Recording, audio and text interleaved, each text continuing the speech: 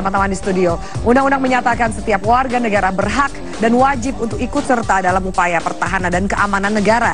Namun dari mana caranya membangun rasa cinta tanah air lewat kurikulum sekolah atau latihan ala semi militer? Lalu tepatkah momentum ini dan juga anggarannya untuk cetak kader bela negara? Bersama saya Afini Malik, inilah Forum Indonesia, Siapa Siap Bela Negara.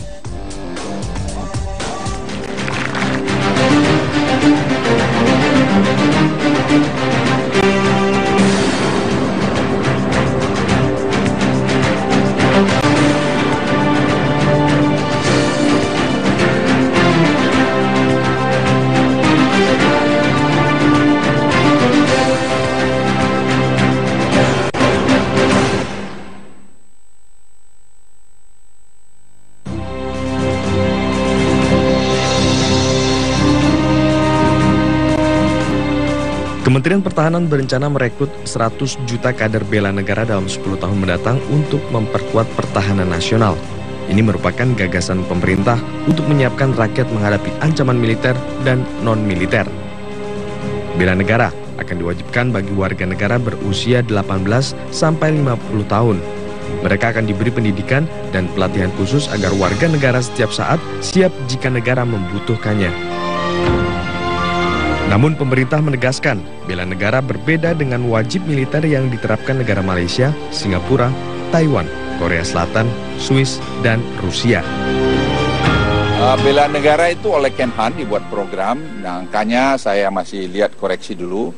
Tapi tujuannya sebenarnya untuk mendisiplinkan anak-anak muda kita, sehingga mereka punya ya seperti mental, revolusi mental juga, dan membuat kita lebih aware. Nanti mungkin ada masalah-masalah pemahaman soal narkoba, masalah teroris, dan masalah-masalah kebangsaan lainnya. Bentuknya tidak seperti wajib militer ya Pak? Tidak, bukan seperti itu. Ada pelatihan-pelatihan yang diselenggarakan nanti di daerah-daerah.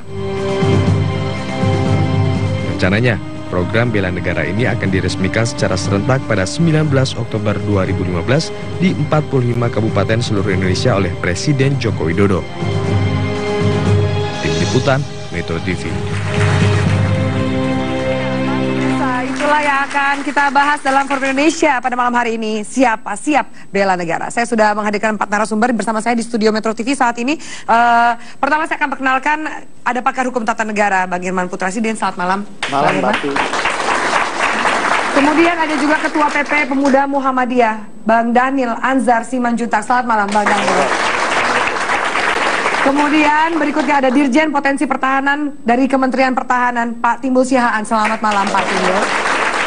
Dan tentunya tidak ketinggalan ada perwakilan rakyat di sini, anggota Komisi 1 DPR, Majen TNI Purnawirawan Supyadin Arisa Putra. Pak Supyadin, selamat malam. Baik, ini kami akan memberikan kesempatan sekitar 1 menit 30 detik untuk masing-masing narasumber menjelaskan penting atau tidak, momentumnya tepat atau tidak untuk menyelenggarakan program ini, bela negara. Kita akan dengarkan dimulai dari Bang Irman terlebih dahulu, silakan. Oh iya, makasih. Jadi sebenarnya semua konsep yang baik dilakukan oleh pemerintah itu tidak selamanya bisa dilaksanakan oleh pemerintah begitu saja di situ. Kenapa kemudian bela negara ini kemudian menjadi isu yang menjadi penting dalam prinsip konstitusionalisme? Seandainya isu bela negara ini yang adakan adalah Metro TV, ya, Metro TV roadshow di seluruh daerah, maka tidak menjadi penting untuk kita perdebatkan di sini bela negara. Tapi ketika kemudian bela negara ini keluar suaranya dari Kementerian Pertahanan, maka prinsip demokrasi konstitusional punya traumanya sendiri tentang kelompok-kelompok berambut cepak yang memiliki kekuasaan konstitusional atas senjata di situ. Dia punya traumanya sendiri di situ. Berarti kemudian ketika kita buka dalam peta konstitusi, bela negara ketika keluar dari konsep Kementerian Pertahanan, maka kita akan masuk di situ melihat dalam ruang lingkup Undang-Undang Dasar bab tentang pertahanan dan keamanan negara di situ. Memang di situ disebutkan bahwa warga negara berhak dan wajib ikut serta dalam pembelaan negara. Tetapi kemudian karena trauma prinsip demokrasi konstitusional terhadap kekuatan senjata ini, ya, kekuatan senjata ini, maka yang namanya Undang-Undang Pertahanan Negara hampir 100% tidak pernah memberikan otoritas penuh kepada pemerintah untuk mengatur lebih lanjut bagaimana implementasi tentang pertahanan negara itu. Semua diatur harus undang-undang, harus undang-undang, harus undang-undang. Di situ. Baik. Nah, itu dari kacamata konstitusional ya. Nanti kita akan gali lagi bagaimana. Terima kasih. Langsung berikutnya, Bang Daniel. Anda ini setuju atau tidak dan kemudian mengapa? Pertama, siapapun ketika disampaikan wacana bela negara pasti setuju ya. Anak muda terutama tentu bersepakat dengan ide bela negara. Nah, pertanyaannya selanjutnya memang adalah metodologinya, bagaimana dan siapa yang melakukan konsepsi bela negara itu secara operasional dan sebagainya. Nah, kemudian kedua, ketika wacana bela negara ini muncul, yang di kepala publik, yang di kepala pemuda juga wajib militer. Ini berkaitan dengan ketertakutan lama, misal kami kelompok-kelompok aktivis khawatir ada militerisme dan sebagainya. Ini pesan-pesan tentang bela negara ini, konsepsinya dan sebagainya itu belum jelas disampaikan dengan terang oleh pemerintah. Nah, tapi organisasi-organisasi kemasyarakatan seperti Pemuda Muhammadiyah, Ansor, saya pikir sudah punya basis bela negara dengan komunitas yang kuat. Kami punya ratusan ribu anggota yang secara rutin melakukan pelatihan-pelatihan bela negara di semua bagian negeri ini. Jadi sebenarnya kalaupun ada konsepsi bela negara, saya pikir harus didiskusikan dan fokusnya juga di komunitas-komunitas besar seperti Pemuda Muhammadiyah, Ansor gitu ya. Ini kan anggotanya banyak ya. Kalau targetnya 10 sekali. tahun 100 juta orang, realistis nggak? Ya, saya pikir tidak realistis ya. Yang jelas, saya pikir harus berbasis komunitas ya. Harus berbasis komunitas. Oke, saya catat. Terima kasih. Nah, silakan Pak Timbul. Ini Bapak juga mungkin bisa menjelaskan perbedaannya apa, konsepnya seperti apa. Ya. Apa pentingnya Pak bela negara ini?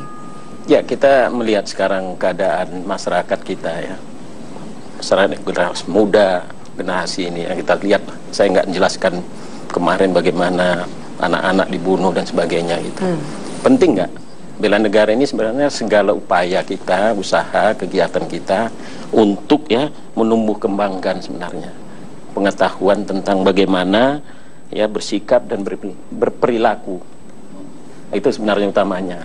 Ya, dalam cinta tanah air, ya kan, rela berkorban, yang seperti itu. Jadi ada 5 nilai nilai bela negara ini: cinta tanah air, sadar berbangsa dan bernegara, setia pada Pancasila, punya kemampuan awal bela negara dan rela berkorban. Itu sebenarnya yang kita ini. Jadi, Pak, bedanya sama wajib militer apa sih? Banyak orang yang juga kurang paham bedanya. Ya, wajib militer itu kan mendaftar, direkrut gitu ya, ada tanggung jawabnya. Kalau ini kan kita mintakan sukarela. Oh, ini sukarela? Iya, tidak ada kewajiban di sana.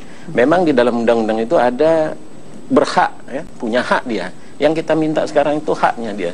Jadi kalau masyarakat misalnya adik-adik ini mau menggunakan haknya untuk bela negara, masa kita tahan dia untuk ini? Nah, kita ini sebenarnya di bawah saya itu ada direktur bela negara. Sudah 12 tahun berkegiatan ini karena kita coba dengan adanya nawacita misalnya revolusi mental seperti itu. Baik. Ya. Sudah kita sambungkan untuk nawacitanya seperti apa ya Pak? Ini kan dikatakan ini beda nih, yang wajib militer wajib, kalau ini kan kemudian sukarela gitu kan. Dari anggota DPR sendiri, ini kan juga mitranya Kementerian Pertahanan, sudahkah didiskusikan lebih lanjut terutama soal anggaran 100 juta orang untuk 10 tahun ke depan? Tentu anggarannya juga nggak kecil Pak, silakan. Jadi begini ya, sebelum berlanjut itu kita perlu paham definisi bela negara itu apa. Karena definisi inilah yang mendasari bagaimana bela negara itu dilaksanakan. Jadi bela negara itu definisinya adalah sikap dan perilaku warga negara yang teratur, menyeluruh, dan terpadu, serta berlanjut, yang dilandasi oleh ya, cinta tanah air, rela berkorban, yakin akan ideologi negara, ya, dan dalam rangka dihadapkan pada ancaman, baik itu yang datang dari luar maupun dari dalam, ya, untuk mempertahankan negara. Jadi kalau dari definisi itu, maka bela negara jangan diartikan wajib militer. Karena kalau seseorang sudah memiliki sikap bela negara, pasti di dalamnya ada satu, rasa cinta pada tanah air. Kedua, dia punya sikap rela berkorban untuk bangsa dan negara. Yang ketiga, dia akan setia kepada ideologi negara dan dia akan mempunyai namanya kemampuan awal bela negara. Nah itu. Jadi dari itulah kita harus bergerak. Karena kalau keluar dari itu, nanti semuanya mengatakan, oh ini wajib militer. Ya. Baik. Sudah kita dengarkan penjelasan masing-masing narasumber. Kami akan lanjutkan sesaat lagi. Lalu kenapa kemudian konsep ini naik daunnya, penuh kontroversinya sekarang? Apakah ternyata bela negara bangsa Indonesia ini rendah? Lalu bagaimana juga mengenai anggarannya? Kita lanjutkan sesaat lagi. Tetaplah bersama kami di Forum Indonesia.